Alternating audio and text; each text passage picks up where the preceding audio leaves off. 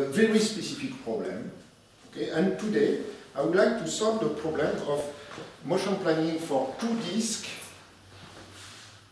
in contact. Okay? Then there are obstacles here. Okay? And then the question is to move that guide from that position to that one here, while maintaining the contact. Okay? If we are considering the configuration space of this system is fully characterized by giving the position of the big disk and then the orientation of the small one in contact. Okay? Then that means that the configuration space is R2 times S1. Okay? But what I would like to, then this is quite, this is a dimension 3 here, but what I would like to show, because this is the typical example of the computational geometry approach, is to show you a way to solve this problem. I will solve this problem this way. I will consider that problem, which is the coordination of motion of two disks. That means that here, the configuration space is R2 times R2. Okay? That means dimension 4. But what appears here is that the obstacles in the four-dimensional space appears as partly being the border of the obstacle here are the configuration space of this system. And what we will do is that here, for that problem, we will make a self-decomposition, which is not a cylindrical algebraic decomposition, but the principles are the same. I will provide a self-decomposition of that space, and after that, I will project the self-decomposition of that space on the border, that means on that space, and then I will solve the problem. Okay? Then this is just to show you the context. And this is for the first part of the presentation. Okay, then this is a very nice algorithm for that one, which has been published in 83 by Schwartz and Sharir. Jacob Schwartz, not the French one. Right. No. But it's quite famous. Not as famous as the French one, but okay.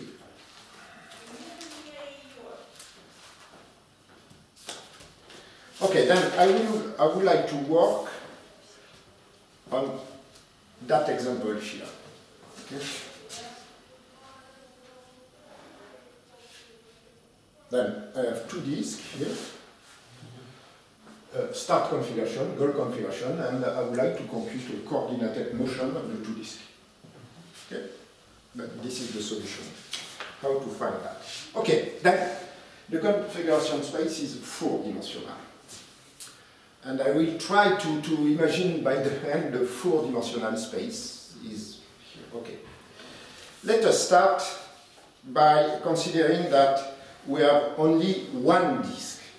Only one disk, then that means that in that case, for one disk, the configuration space is R2, okay, then dimension 2.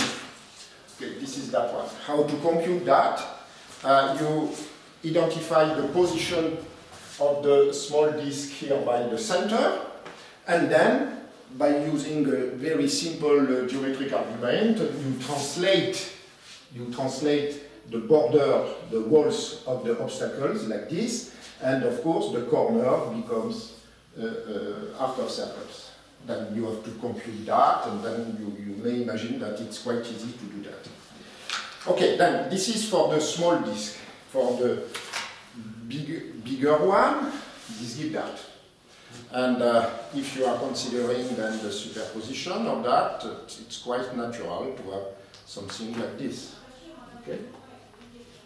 That means that in some sense, the collision-free configuration space of the small disk contains the free configuration space of the bigger one. But this is not true because this is not the same space. And you have the four-dimensional space here, and you have the projection on the small disk, and another projection orthogonal in some sense for the bigger one. Okay. But now, let us make a reasoning. If I am considering a collision-free configuration in the four-dimensional space, clearly its projection onto the configuration space of the small disk is collision-free, of course. If I consider a collision-free configuration in the four-dimensional space, then the projection onto the small disk is free. And the projection onto the big disk is also free. Okay? What about the converse? The converse will be the following one. I consider a collision-free path for the small disk and a collision-free path for the biggest one. This gives me a configuration for the two disks. Is it collision-free? What is your feeling? Collision-free, and then what about? But they can commit between each other. That means that they are not necessarily collision-free, and then what happens?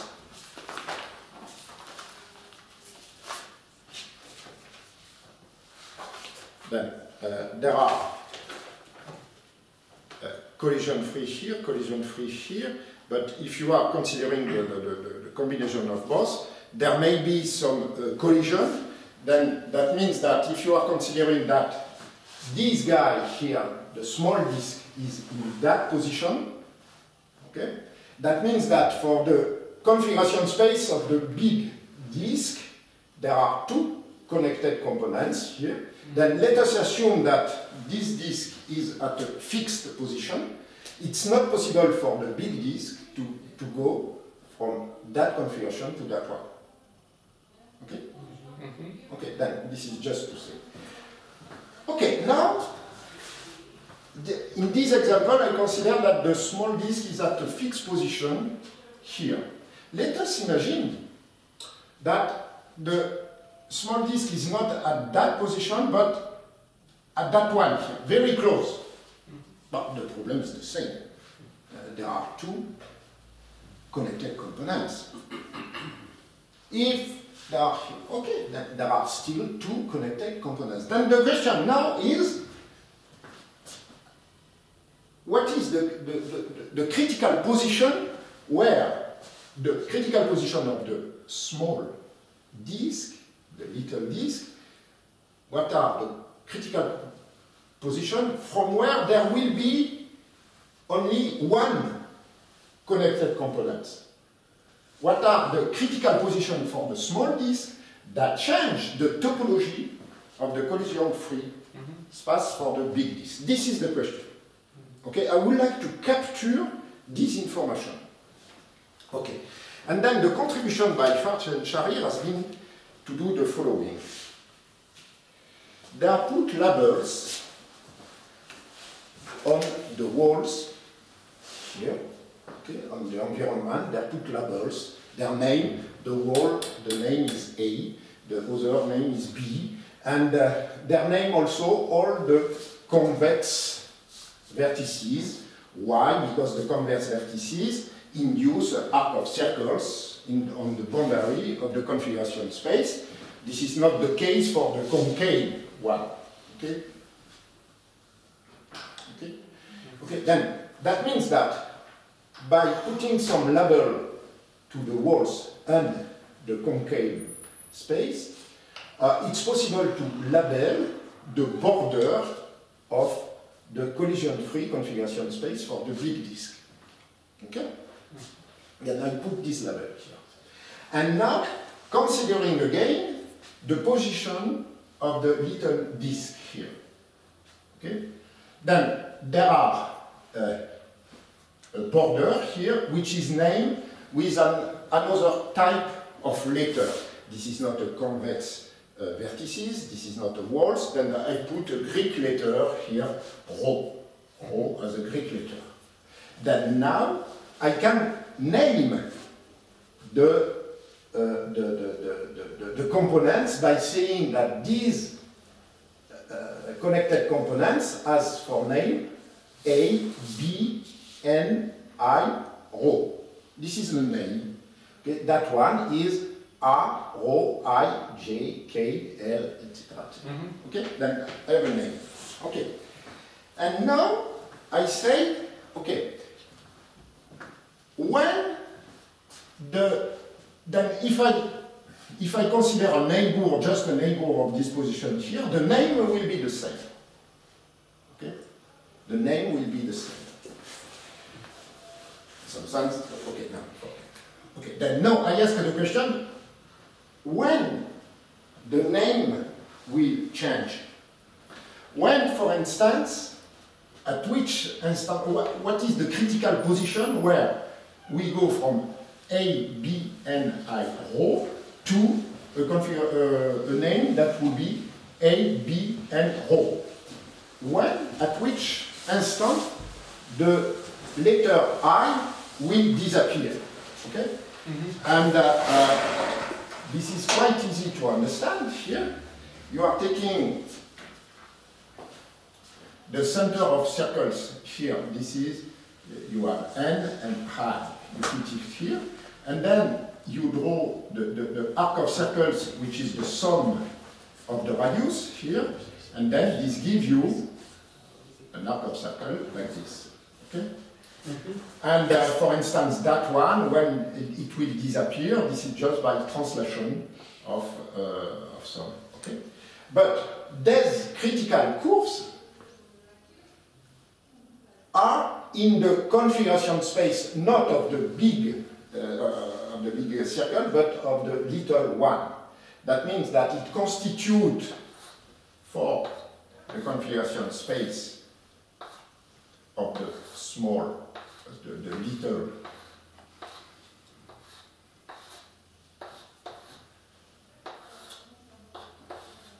Okay?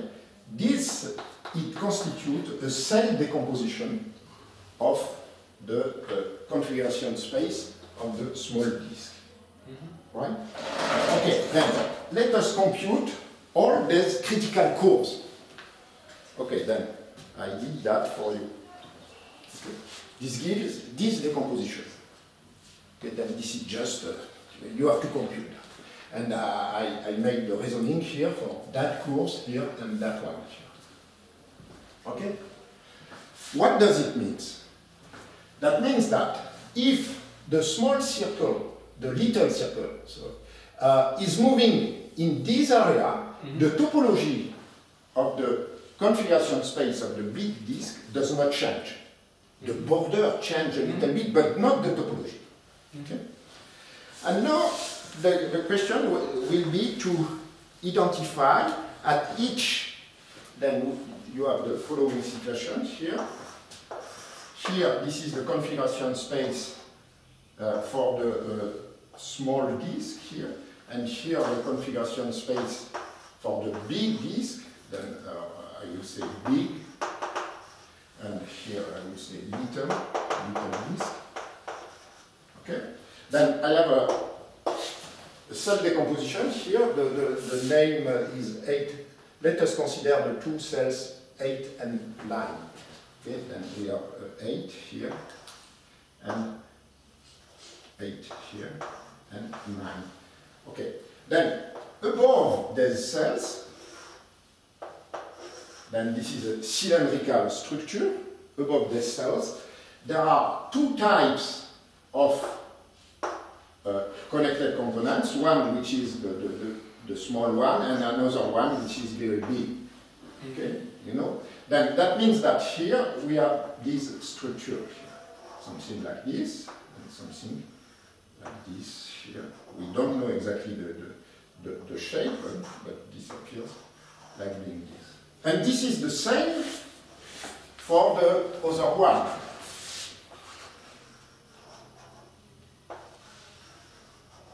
Okay? What is the difference between these two cells? Above 8 and 9, the big connected components, you remember, has exactly the same name. What makes these critical curves where the change from A, B, and I rho to A, B, and rho. That means that the change has been here. Okay? But here you capture the fact that because the change has been only by one letter, it's possible to make a connection like this. But of course, it's not possible to make a connection from that cell to that one here. Okay? Then you have this structure here, where it's not possible to go from here to here, okay? But not from here to here, but it's possible to do like this. Okay. Then at some stage, after that, there are technical issues. At some stage, there may be the fusion of two cells, okay? Or the splitting of two cells. Then there are technical issues, but it's possible then to build a graph. What are the nodes of a graph again? This is in projection of the four-dimensional cell. The four-dimensional cell is projecting over a cell of this decomposition for a small disk. Okay? And above, there are the connected components of the big disk. Then it's very difficult for me to show you the four-dimensional cells, of course. This is not possible. But according to the adjacency relation we made, it's possible to list all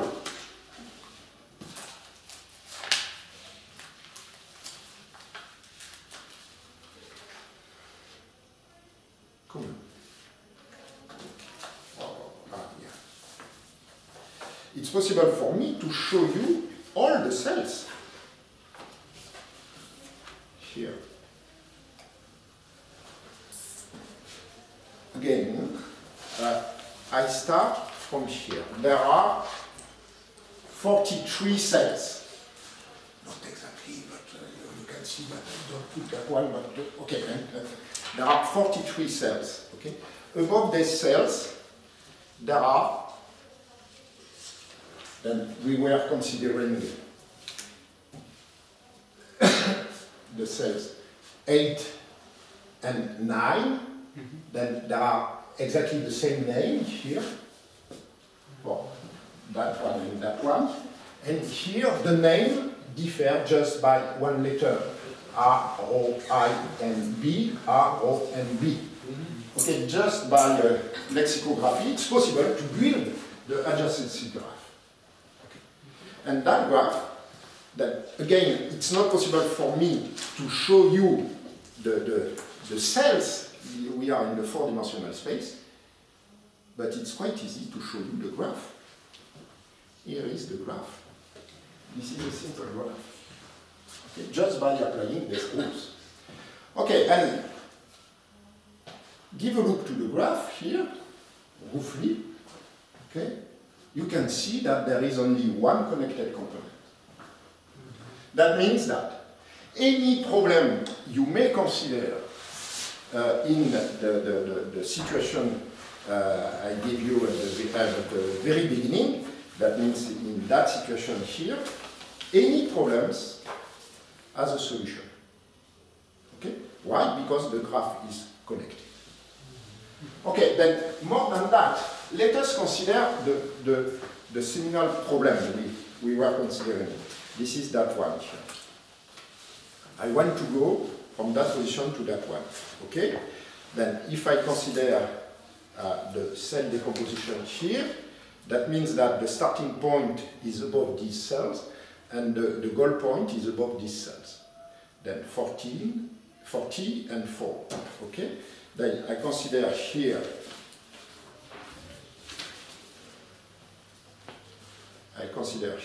the 40. Okay, then the 40 is here.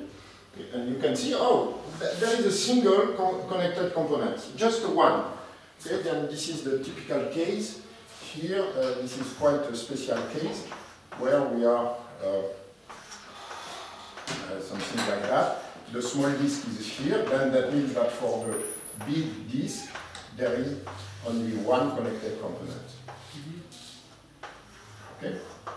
And this is normal, that there is only one cell above the okay. And for the goal is that one here. Oh, this is the same. Okay. And now I consider the graph, and then I see that there is a path from 30 to 4, but more than that, there is a path here, but that means that the small disk has to travel these cells. That means the solution, there is a solution where the disk has to move like this here. Okay? There is a solution. But more than that, let us imagine, is it possible to find another solution here and try to explore the graph? Okay, then try to explore. Oh, there is no other possibility. The only solution is the solution as displayed here. For instance, we may imagine that perhaps there is a way here to combine and to exchange. No, it's not possible. The only solution is the solution which is displayed here. Okay? Okay. Then this algorithm can be implemented by using computational geometry tools. All these pictures have been done by hand, but if I am considering now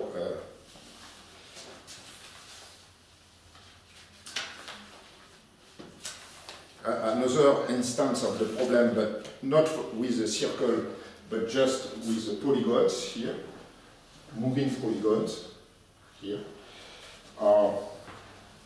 the equivalent of the critical region here, the equivalent of that for this example is that one. Okay, then this is truly something truly computed by a computer, not by hand. Okay, and for instance, you can see that there is no hypothesis about the convexity of the cell. You can see, for instance, that this cell is not convex at all.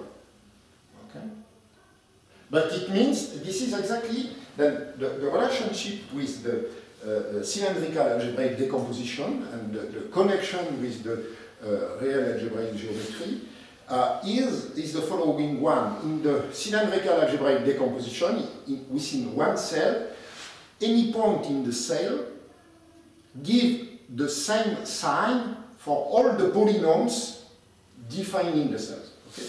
Then that means that in that, the property of these cells is that the sign of the polynomial does not change. This is exactly the same here.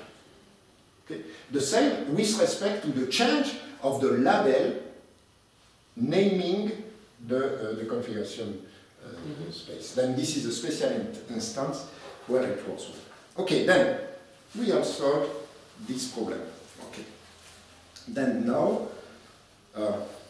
let us consider again my problem here. Okay. Today I solved that. Now I would like to solve that. Then the rough idea, the principle is the following one. Since I have a cell decomposition of the four-dimensional space, since this space is a border of an obstacle here, the cell decomposition of the entire space will induce a cell decomposition of the border. Think about an orange. Each part of the orange constitutes a 3D decomposition of the orange, and on the surface of the orange, this gives cell decomposition, which is like the balloon of the guy of this. Okay? Then up to some singularity, of course, in the projection. Okay? There may be some issue about that. Then, but now, from now, let us consider this problem. Then this is a three-dimensional space here. Great. And then I will say what is the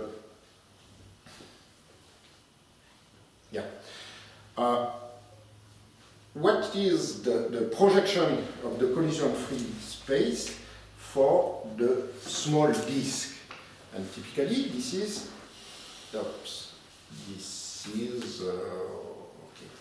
this is that one here. Okay?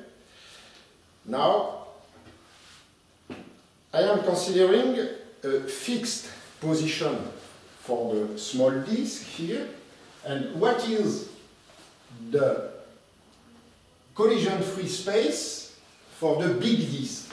And typically there's two arc of circles, and that's it. Okay, then you have to forget this picture here, because we are in the three-dimensional space. That means that the projection of the small disk is the plane, but the projection for the big disk is just 0 to pi. Okay? This is just a line like this. And the 0 to pi may be decomposed here into two connected components. That means that if I am considering the big disk here, okay, then it's not possible for him, if this guy is not moving, to go from that position to that one. Okay. Now I would like to capture the topology of the tree, blah, blah, blah. And then the idea is the following one. What appears when the robot is just moving a little bit here, that one? Nothing appears, that there are two connected components. But what I would like to capture is the change of connectivity, at which moment there will be only one. And to do that, the best is to start again, and then to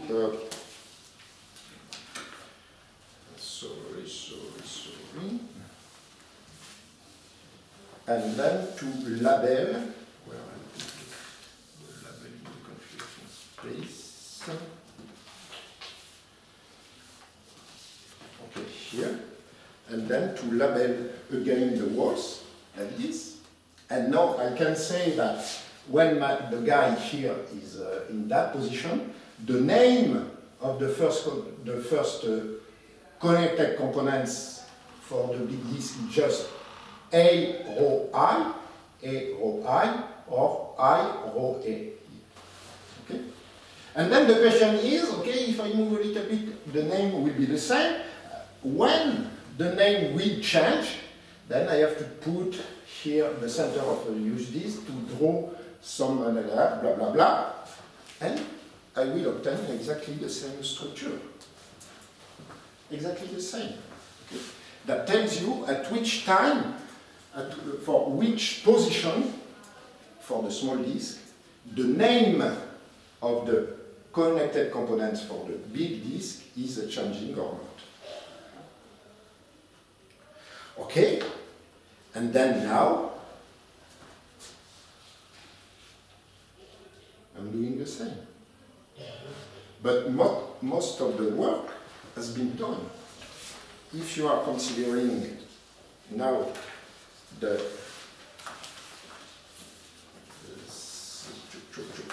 here, most of the work has been done. This means that above the cell, okay, let's give me the example of 8 and 9. Okay, there are I rho A, B rho, no, I rho A, I rho N, then change from one letter. And here, this is A rho I and A rho I, they are the same. Okay, then it's the same adjacency. And how to compute that? If you have this job to do, ask your colleague first to implement this algorithm, and then with 2 lines, you will deduce that. Just 2 lines of code. Okay? Then what about the change? Then what does it mean? That the number of cells are the same? No, no, no, no, no. The number of cells of three-dimensional cell is not the same as the number of cells in the four-dimensional. How it can be possible? Give a look here. In this example, for the four-dimensional space, there are one single component, but for the compact space, there are two.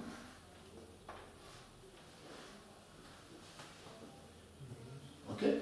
That means that, in fact, for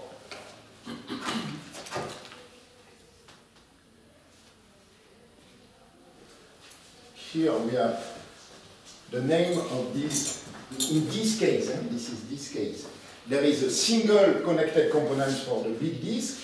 The name is I rho, A-H-G-F-E, rho, M-L-K-G. That means that this label should be split into two rows. That's it. Then this is just the point you have to implement. You have a list here and you split. Why? Because there are two rows. Okay? And then you get a new graph by using exactly the same. And what appears with this new graph is no more connected. That means that any problem with the motion in contact had not necessarily a solution. Okay? Depends. And it depends because you have two connected components.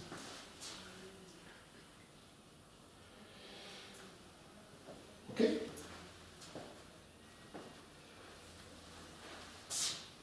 You have some question? Yes. Again, this is doable. And when I say that my student implement that, the only difficulty for him is to process the singular case when you have a 3-point align or 4 points on the same circle. This is the classical singularity in computational geometry.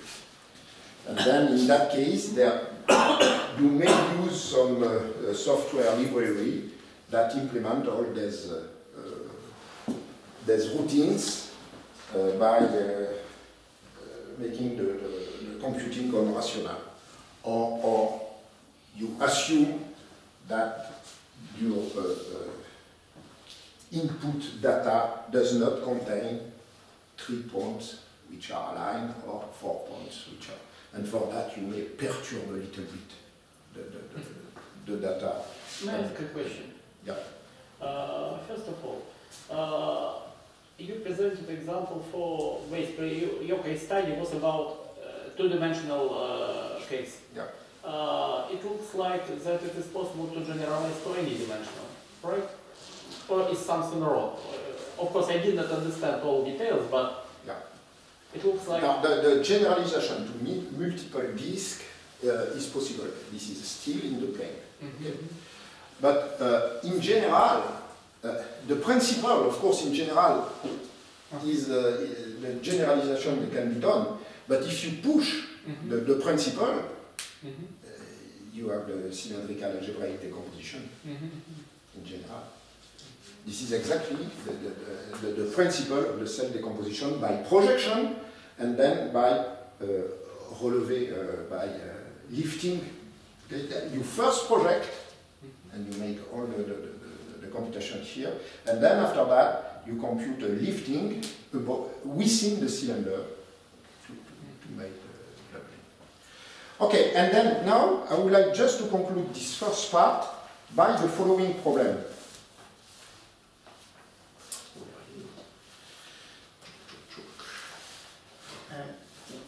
Can I ask one more question? Sure. And if there are two components in the graph, what does it mean in the terms of balls? What the motion is impossible? You cannot change yes in this area. Yeah. For instance, here, if you are considering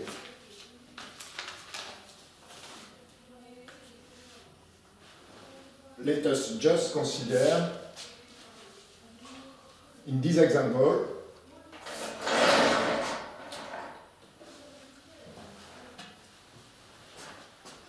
let us consider the starting configuration like this one, okay? And the goal configuration is this one. And this is start and this is goal. It's not possible. Okay. It's not possible. Why? Because in that graph here,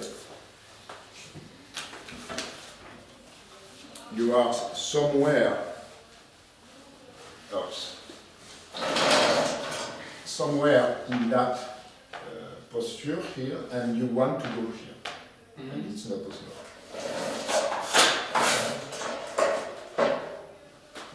Okay, but now I would like to make, okay, then this is typically the piano mover problem.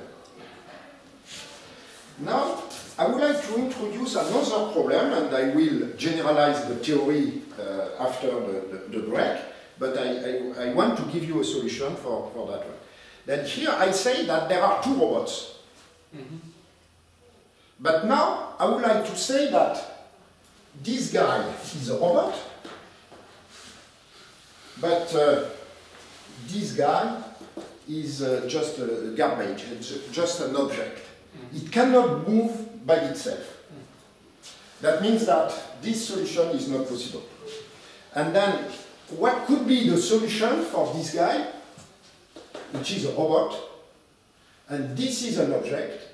What could be the solution to go from that position to that one here? Let us imagine, try to find the solution. Imagine the solution. And the robot only can push the object. No, push and pull, both. Okay, then a solution could be that one. The robot moves alone, okay. Pick the object, put the object by some maneuver into the narrow passage here, change the graph, and then you put it here, and then go back here. Okay? Then this is another problem, which is what we call the manipulation problem. What does it mean? Oh.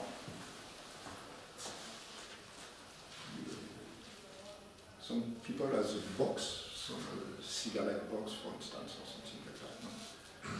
This is just, I forget to bring one with me. It's not easy because, okay. There is no parallelepiped here. Can you? I will try. Okay, then I will. You will imagine that this is a parallelepiped. Okay. Okay. Then let us consider this problem here. I want just to show you the principle of what is a manipulation problem. Then I am interested by manipulating this object. Okay. And then my objective is to put. This is why I would like a box. To put it in that position, vertical position. Okay, this is my objective. Okay, and the start configuration is that one. Then that means that there are two objects. The first one is blocking that. Then the reasoning is the following one. I have to move that, okay, and to move the first one, and then to bring the object, and then to put it. Okay, come on. Okay, I have to move that object, but who tells me that it's no, it's not possible to put it everywhere you want, but not here. Yeah, okay. The goal configuration is that one. Okay. Then, for that first, I have to move this object, which is a kind of obstacle object, and then I have to put it everywhere, okay? And then, for instance, it's here. But of course, this is not a good choice because it prevents me to do it. Then I have to solve this problem. Okay, then now I put this object here. And now I take the object and I put it in vertical, okay, to put it in a vertical position, there are plenty of possibility to grasp the object, but I choose a bad one. And then I have to solve also this. Okay. Then this is what we call the manipulation problem. Okay. Then the idea to solve this problem is the following one. There are two types of spaces, which are that everything is in that space. Any manipulation path is in that space, not in that one here. Okay? But here, the question which is novel with respect to the previous presentation is that any path, any collision-free path in that space is not necessarily admissible. Because we have seen that there may be coordinated motion. That means that the obstacles in that space does not change, but this is the topology of the problem which is changing. We cannot consider any path in that space. There are, we will see after the break, there are a special structure of foliations, okay, that gives the structure here. But for this specific example, how to solve this problem? There are two spaces. The spaces where the object is placed, which is a placement, and here there are no constraints. The disk can be placed everywhere as soon as, of course, there is no collision. And then there is another space which is the grasp space. And the grasp space, in the case of this example, the grasp space is typically that one, okay, which is the contact space between the two objects. And then what we did now is that we are considering the graph, the connectivity graph of the contact space, where it is, connectivity graph of the contact space. Here we go. Okay, this is that one. And now we have to introduce new connections that are the possibility to change the grasp. And in this specific case, what does it mean? Changing the grasp. That means that for the robot, the big disk is to go from a raw components and then to go back to a raw components. That means that as soon as the two labels here for the contact space come from a single component of the four-dimensional space, I have to put a new edge saying that it's possible to go from that position to that one. And then this is very easy. You have the first guy made the huge part of the algorithm, and then let us take 3 students. The first one implement that, the second one implement that. Okay, then there were 30%, 80% of the time which has been spent here. No, there were 90% of the time to build that, and then after that the student to do that spend only 5% of the time, and for the remaining part you have just to add the new label, for instance, between that one and that one here. Why? Because we are in that situation here. Well, it's possible to do that. Then you add just the, and then this gives you this graph. And give a look to that graph, and it's connected. That means that any manipulation problem you may have here has a solution. Okay? And let's go to solve the seminal problem here. We want to go from that position here to that one.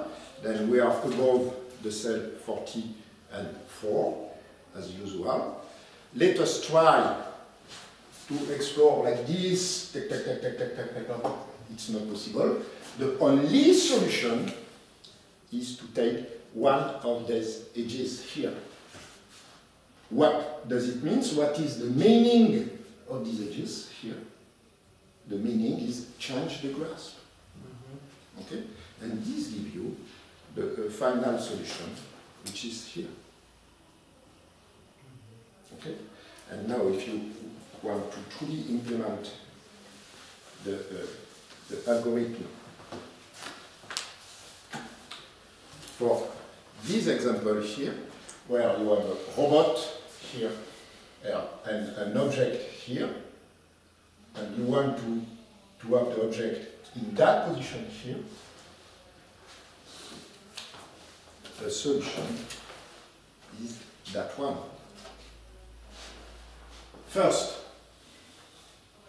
you go to touch the object, then the object is a fixed position. Then now you move the object with you in that position. Here you change the grasp. Here you introduce, this is the only solution in that case, you introduce the object here by, and we will see that after the break, by using a reduction property here. You change the grasp. You have again some iterative motion to approximate a given path here. You pick it by changing the grasp, you move it here, you change the grasp, and then the algorithm. Only parallel transcripts. Yes? No. Yeah. You cannot rotate it. There is no rotation. This is truly four-dimensional. Yeah, sure. Okay. Then the algorithm is exact and complete as soon as we consider the computation with rational number. Okay. And this is very clean. But of course, this is a type of toy problem with robotics quantum. This is just, we succeed in doing that, and then what could be the application? I don't know. Then I will make the break, 5-minute breaks now, and then I will show you the generalization that can be done by using the famous probabilistic method in general.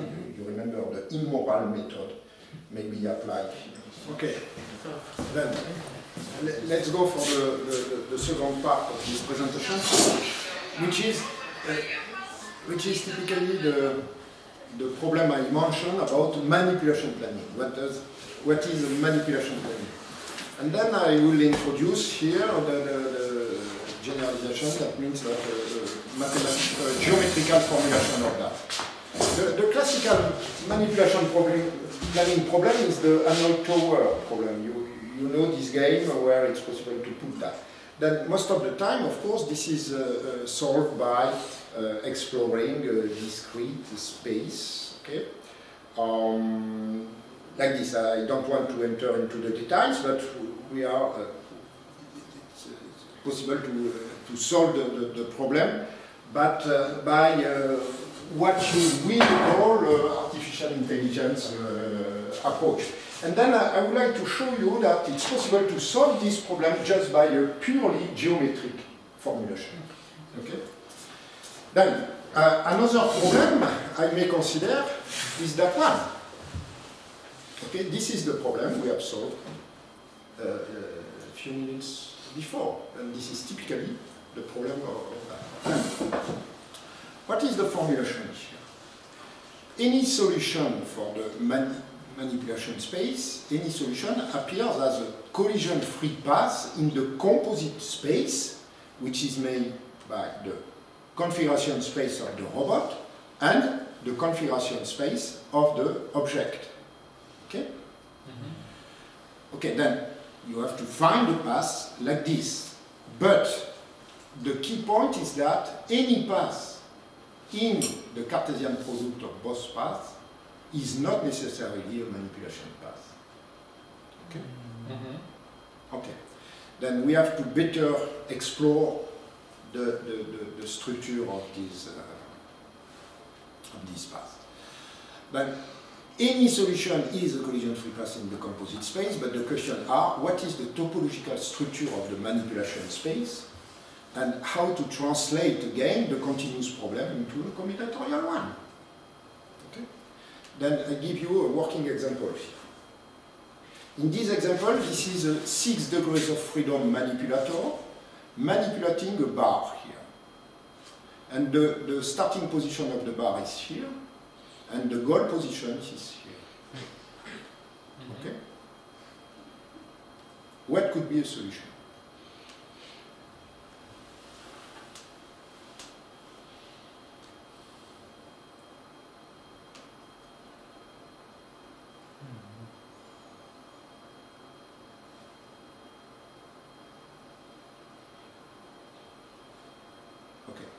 All this motion has been computed in an automatic way.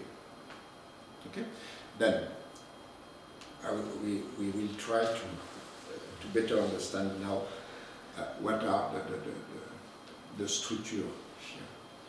First of all, what are the configurations which are allowed? Configurations which are allowed, there are configurations where the object is grasped by the robot. It's okay. There are placement where the object is placed and the robot is doing what he wants.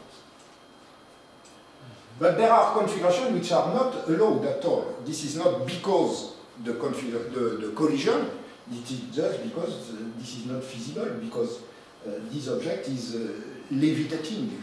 It's not possible. Okay?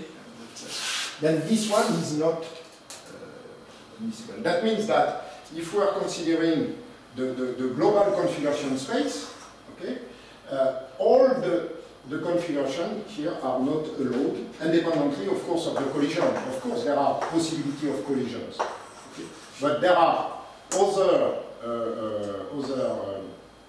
structures which are not allowed. Okay, that one, etc. I keep only the placement and the grasp configuration. Okay, more than that, let us assume that the grasp space is a subspace where this guy is living. And there is a grasp space, which is very well defined. This is the set of configuration that respect the definition of grasping. The definition of grasping for manipulator is to have the object in at the end effector position. Placement, this is another structure here. And any path, in any manipulation path, should be necessarily within grasp or placement. And typically, this configuration does not belong to grasp union placement. This is not feasible. And any path, any configuration here is potentially admissible. Okay? There are here, the union is the admissible configuration for the manipulation problem. Okay. But more than that, now let us consider the paths which are allowed and the paths which are not allowed. For instance, consider the transit path. Transit path is a path where the robot moves alone. This is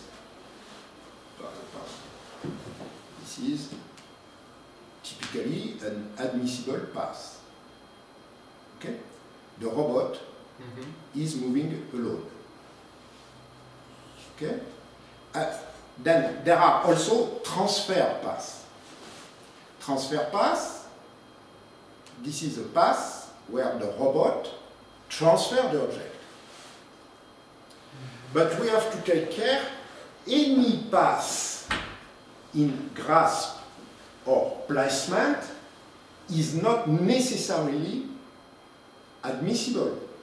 For instance, give a look to that path. Here we are in a configuration where the object is placed, then this is admissible. But now let us consider this motion. So this motion is not admissible. The object is moving alone. Maybe there is magnetic field. Of course, I'm joking. And what about that one here? Then this is a grasping configuration. And give a look. Whoops.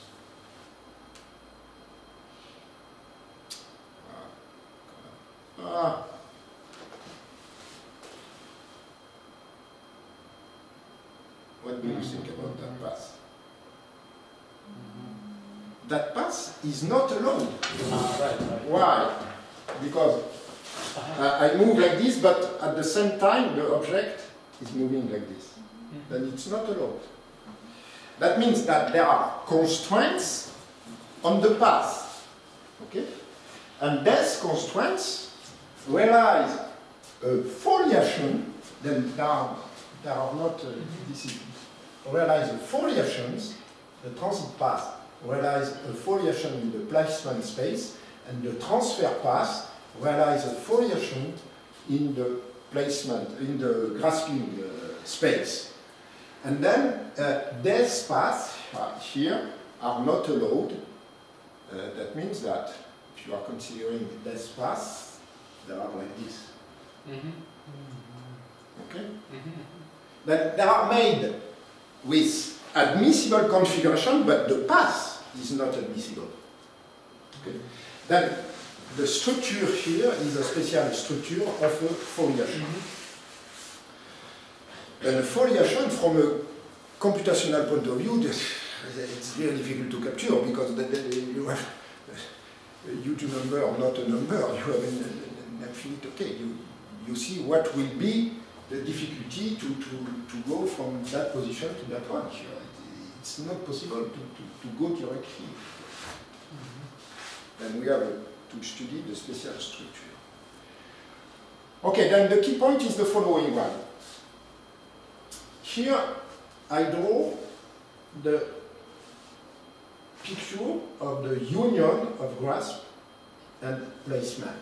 And now I consider the intersection. What appears in the intersection? In the intersection, for instance, this component here, in this component, you have the intersection of two foliations. Okay? And this will be the key point here. Okay, but let us consider the connected components. There are 5 connected components here between grasp and interplacement. 5 connected components, and let us consider the possibility to go from a component to another one. There are 2 types of possibility, by transit or transfer. Okay? Let us consider first the projection by transfer path. Then this is along these foliations here.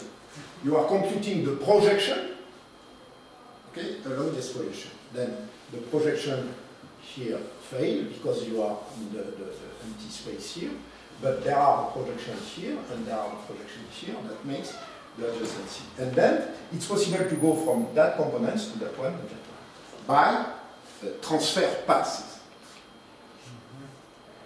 Okay, then now I can consider the adjacency by transit path.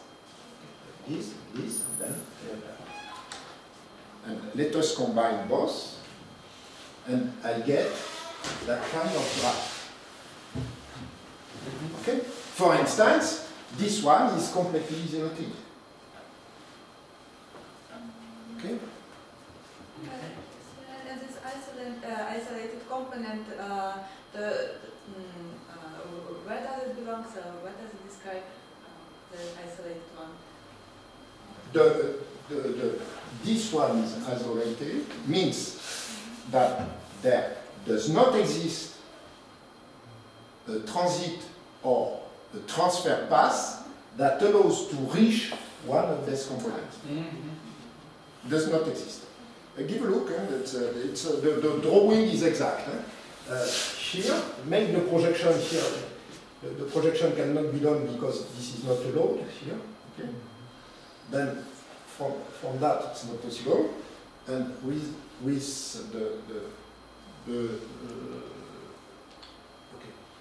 with that one it's not possible, and with that one here this is the same. There is no intersection by projection. Then it's completely isolated. Okay. And inside of these domains, domains of intersection, you can get from any point to any point. Yes, because you have two directions. Yes. Exactly. This is the key point. This is the key point. Then theorem, I say that there will be a solution to a given configuration to another configuration for the manipulation problem, if and only if there is a possibility to project the starting configuration and the goal configuration on components belonging to the same connected components of the manipulation graph. And what is the key point of the demonstration? You say, you got the point.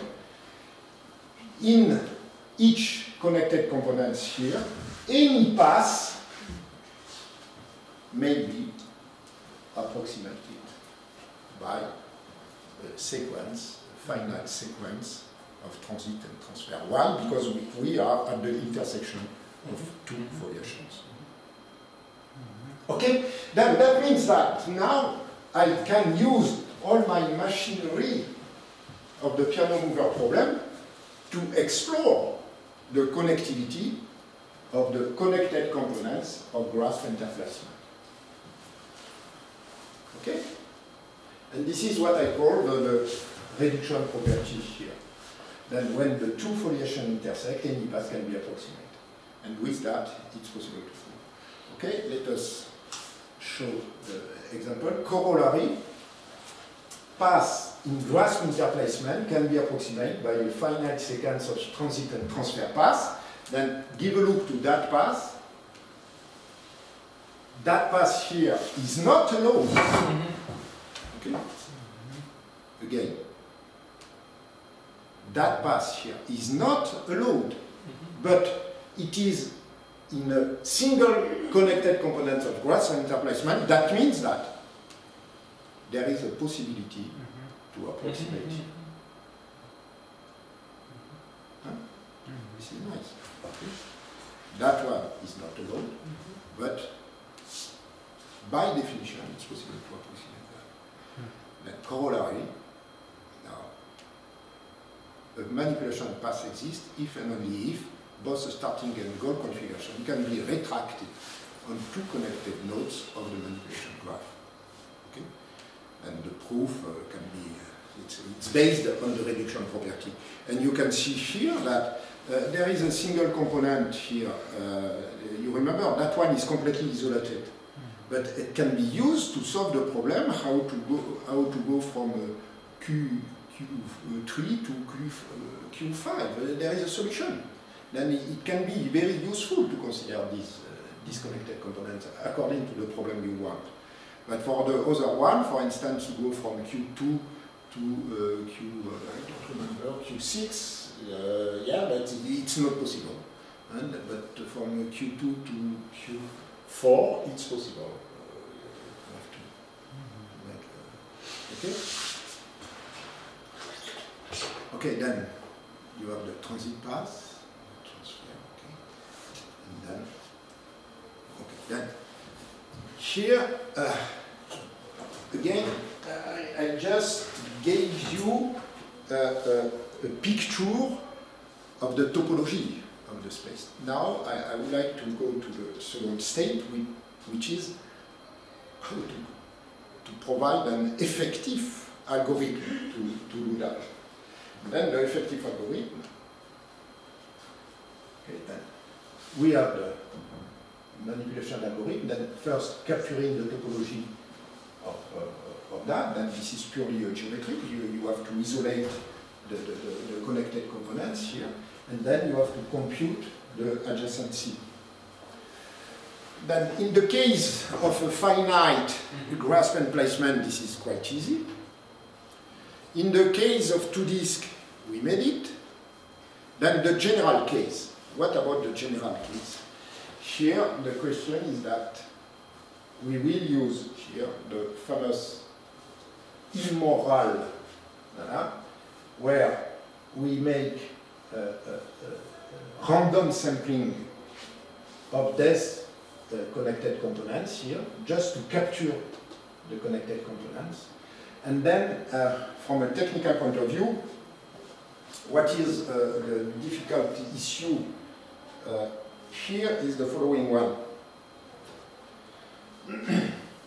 We are in the composite space, robot,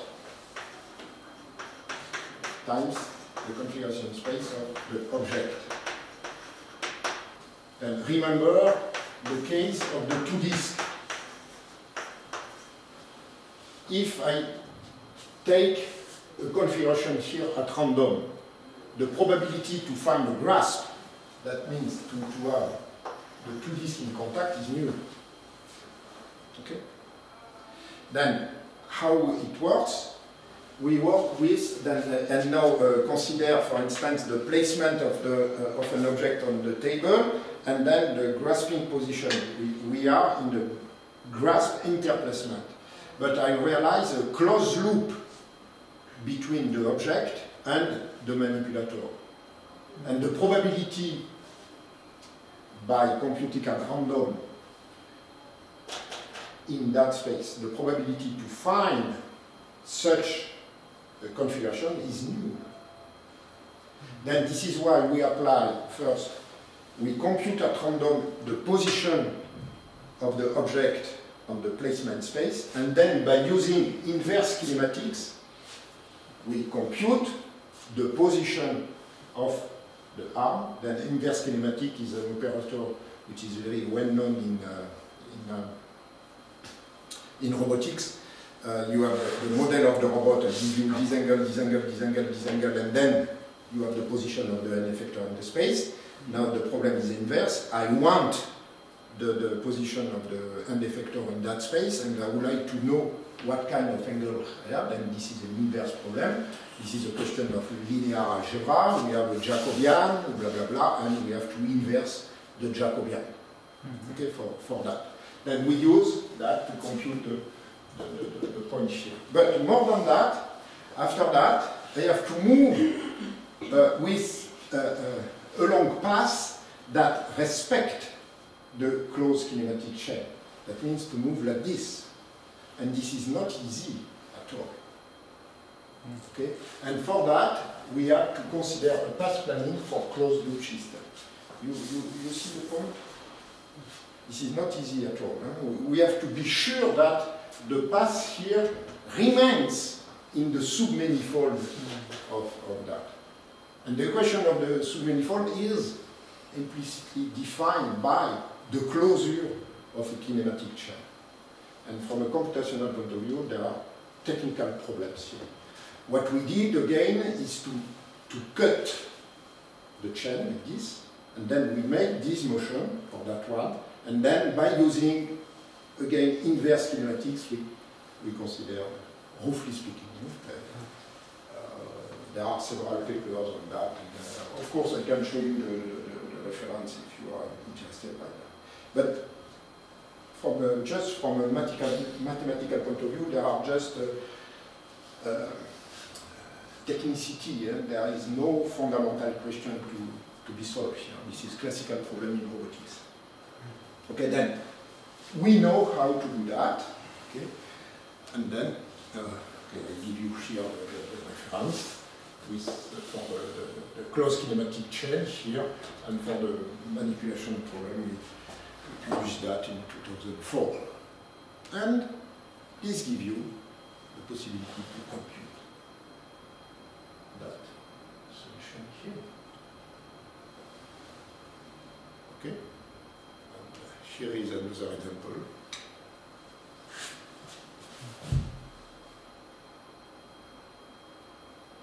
all the sequence has been computed automatically. Okay? That one here. Oops. I would like just to show you this example. Then here, this is a 6 degrees of freedom manipulator mounted on a mobile platform, 3 degrees of freedom. Then this is the dimension of the robot is 9. Okay. And for the object, the placement is on the plane, just on the plane. Then this is no. This is 6 because it can move like this. The placement is horizontal, but in general, then that means that you have here dimension 15. Okay? Then we explore a space of dimension 15, and we want to have this frame here. We want the goal configuration is somewhere here. And give a look to the solution to grasp the object. Put it here. Avoid the obstacles, of course. And then to put it here. Okay. And now this is the example of the piano mover problem. Then here the dimension is 3 times 9. Okay.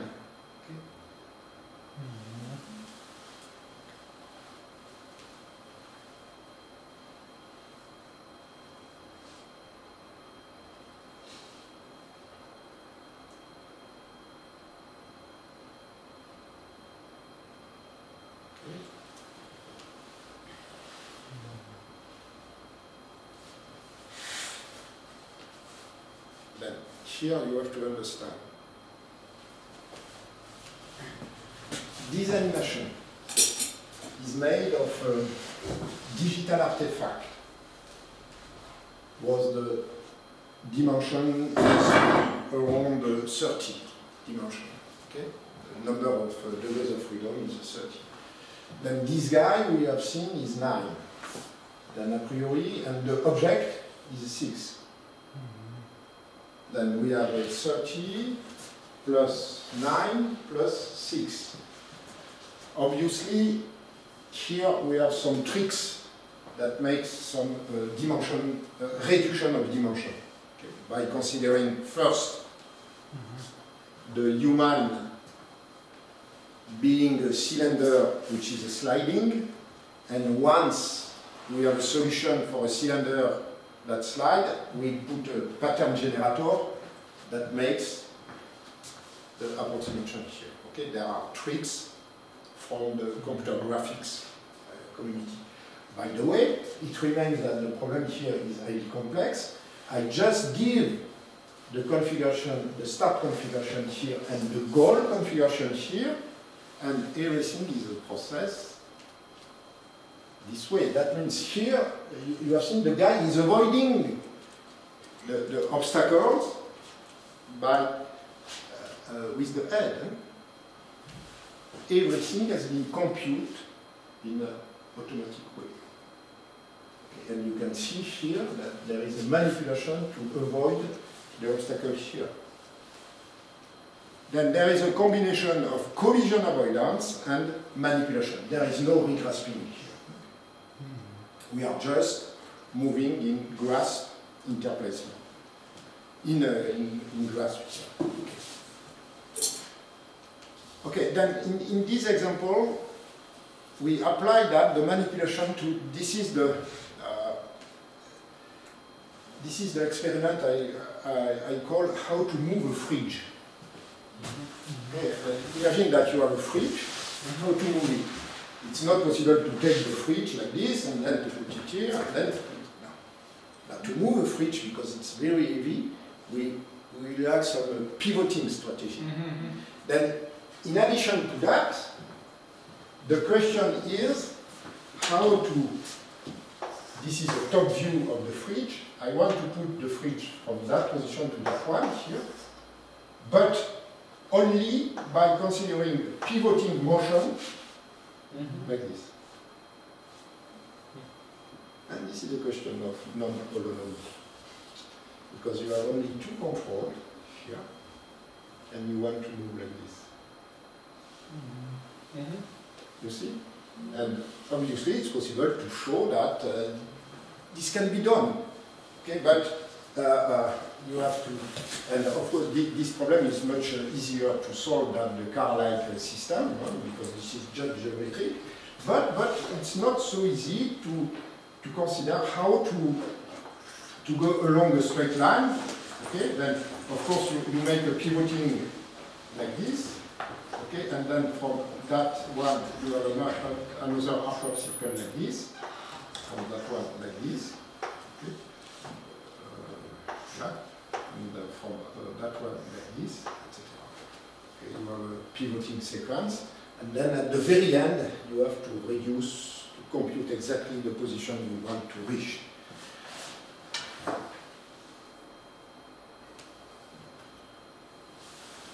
And then this has been implemented on the real robot. This is just to show the feasibility. Okay. And if you want to consider now a complex problem like this in planning, it's not possible for the robot to move the fridge directly this way. Okay, see. Then here there is a combination of constraints, the pivoting constraints for the fridge, and you can see here the constraints we impose on the robot. We don't want the robot doing that motion like this. Then the robot itself is non-autonomic. Okay, this is not when he manipulates, because here you have seen that it's possible for him to do that.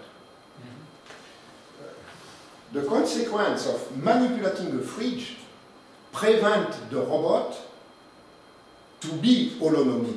If the robot is alone, then it's possible for him to work like this, but it's not possible to make that kind of motion when manipulating a fridge. To manipulate a fridge, the robot should be non-autonomic. Then here there is a combination of techniques that comes from the lecture I will give tomorrow about the car-like, the manipulation techniques, the pivoting techniques, and again everything has been computed in an automatic way. Okay. And the results are quite recent. Start